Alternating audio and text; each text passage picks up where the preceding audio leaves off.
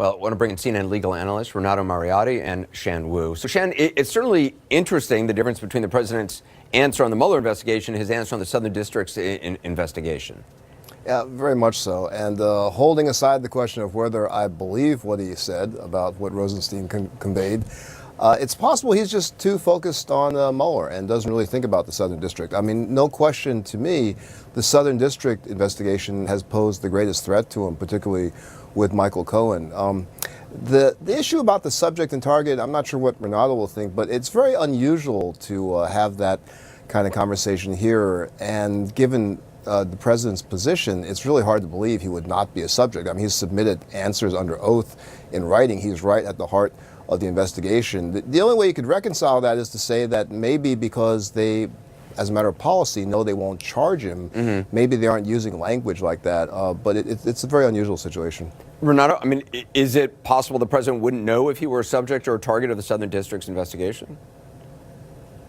It's possible he didn't know or he didn't ask, although that would suggest to me that his attorneys are incompetent. But given the performance of some of them on television, we can't rule that out. As to whether or not he's a subject or target of the Mueller investigation, I think it's inconceivable that he's not a subject of the Mueller investigation.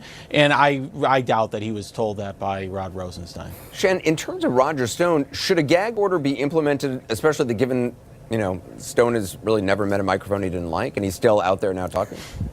Well, the gag order is done for two purposes. One, to eliminate jury taint, and the other actually not to prejudice either side. It's important to remember the judge doesn't want the United States prejudiced either.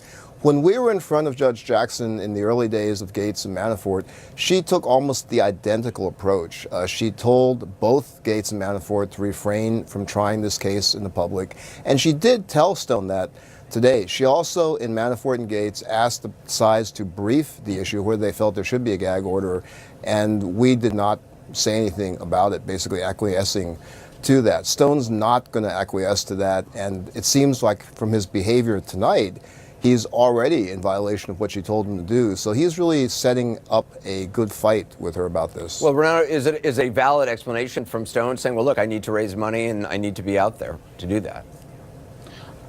I understand. I mean, frankly, I have clients who at times are struggling in that situation to pay for legal bills, and I've been on the other side of that when I was a prosecutor. I understand that.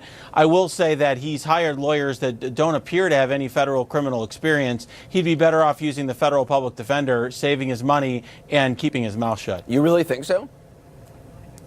Absolutely. You think his he is lawyers hurting himself. have no experience in what they're doing?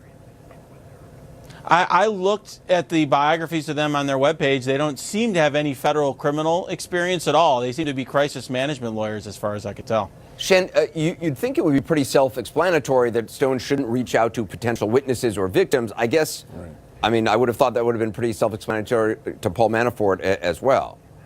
The Manafort situation was a little bit more subtle than what Stone has already engaged in. I mean, Manafort was accused of trying to ghostwrite some editorials and then also later trying to suggest to people maybe the way that he remembered things. In contrast, Stone's been indicted for witness tampering, and if you look at the record of what he was doing with Randy Credico, it's pretty blatant material. So it certainly makes sense the judge will be very concerned about that. I think that he will get. I think he'll stay far away from anything like that.